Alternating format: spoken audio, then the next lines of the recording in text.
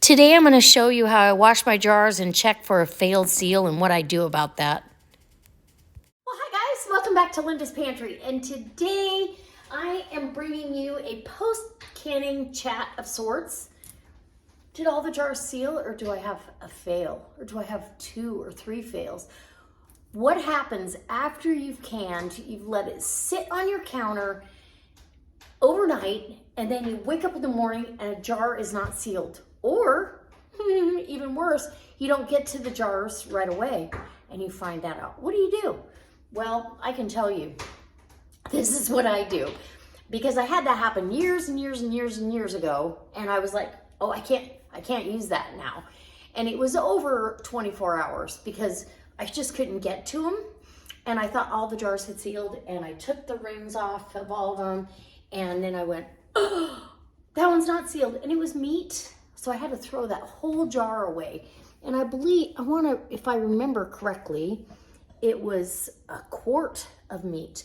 So that was 2 pounds of meat that I had to throw away, that I was disgusted with myself. So that put me on a new path. So I'm going to tell you exactly what I do.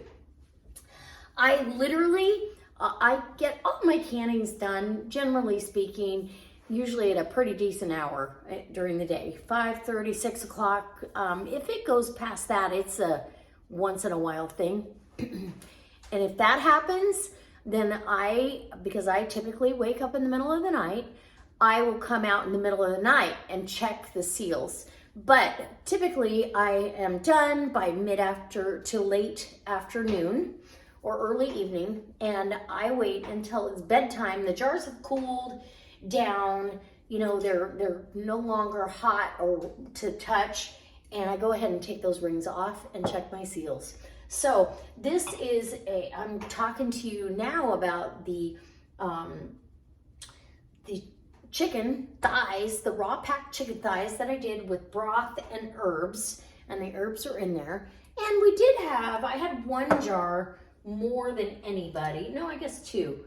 2 of them more than the rest. And I did 7 pints, siphoned just a little bit. And that's because there's probably more meat juices, or the temperature fluctuated. You're gonna get a little bit of siphoning because I fill the jars with broth. I would rather have, you know, go to my pantry shelf and see this than liquid down to here and meat exposed. That's just me, but you can see there's oil on there's fat on the jar. All of them sealed, every one of them. So if I do come across one that does not seal, what do? I put that puppy in the fridge right away and I use it that week, you know? I don't ever want to waste 2 pounds or 1 pound of meat again after working that hard to can them. So these were all canned with 4 jars lids. I only used 2 of the 4 jars rings that held up really well. The other rings, they were on their way out anyway, and I just used them one last time. I said goodbye.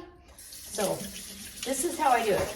I wash my rings first. It's my least favorite thing to wash when it comes to canning jars. I get my soap on my sponge, and I literally, it's the whole jar. If you want to come in close, I'll show you how thoroughly I wash the jars.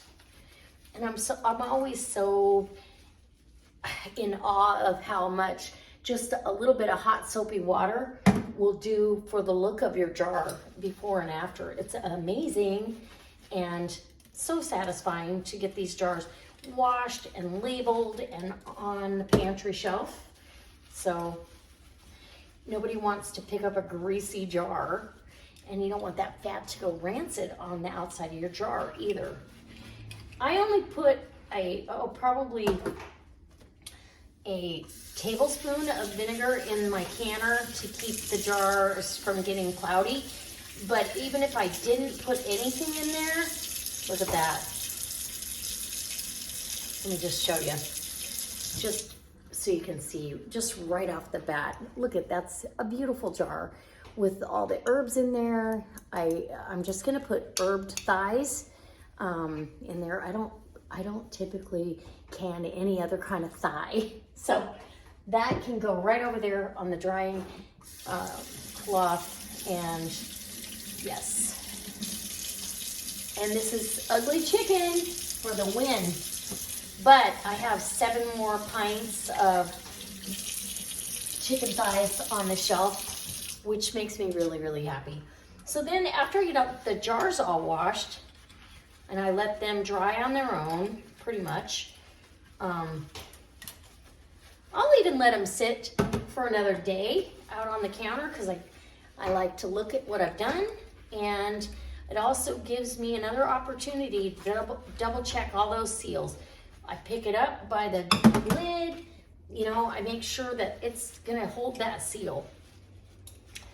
So those of you that are kind of on the fence of adding liquid to raw packed meat, it's no different than the approved recipes that the USDA has in the National Center for Home Food Preservation. There's recipes on there. It's raw packed soups. You're putting broth in there. It's no different. To me, it's no different.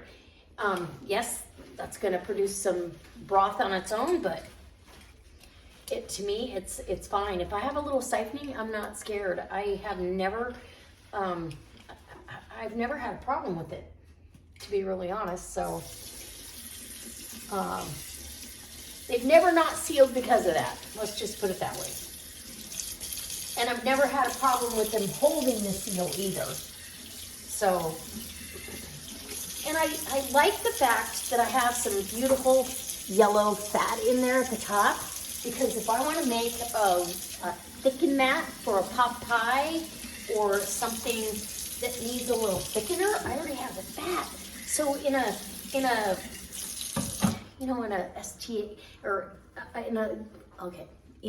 situation where you were limited on your resources, you've got everything you need in the jar. You've got the broth, the fat, add a little flour to thicken that up, add some vegetables out of your freeze-dried or your dehydrated or your home canned pantry, throw it in a homemade pie crust. You've got a pot pie right here. Or make some homemade pasta and you've got it made. So now, after I get the jars all washed, I then get my canner, and this baby is my friend. Okay, so I'm gonna wash that up. Hold on one second, and I'll be right back. Okay, so here's my canner. I've emptied out the water, and I'm gonna squirt a little soap, plus I still have soap on here. And literally, I'm gonna get in here and I'm gonna scrub. Because whatever you had in the canner that did siphon is gonna be in here. And I wash the rim, scrub the rim really good, and get everything really washed down, right? And same with the lid. Now I've got my rack here. Hopefully you can hear above the water. So I'm going to rinse this out. And tell me in the comments below if this is how you do your jars. Have you had a fail that you had to throw out at one point after the 24 hours? Because they say you can leave it because of the amount of time, okay?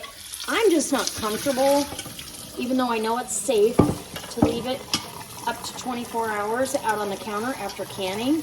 And there's a scientific reason behind it. And yes, I would do it if I had to. I'd be okay with it. But like I said, I learned a long time ago that I was very uncomfortable with throwing anything out. So that being said, I don't know that I would. Okay, that can be set aside. Now I'm going to wash my rack. And I need to get I want another rack for stacking in this little canner. I can stack squatty pints or squatty half pints in here. So set that down there. And then I'm very careful with my canning lid, even though it doesn't get as much abuse inside as the canner does. I still get around there, and I'm very careful with the my gauge. Make sure I'm not banging my gauge around, and get scrubbed around that petcock really good. And yeah, just polish it up. The All-American canner, if you take care of it, it will last you a lifetime and go on to the next generation. If you can possibly convince them that it's worthwhile. We may be headed to that only because of the price of food going up so high. People are going to have to come up with ways to save money.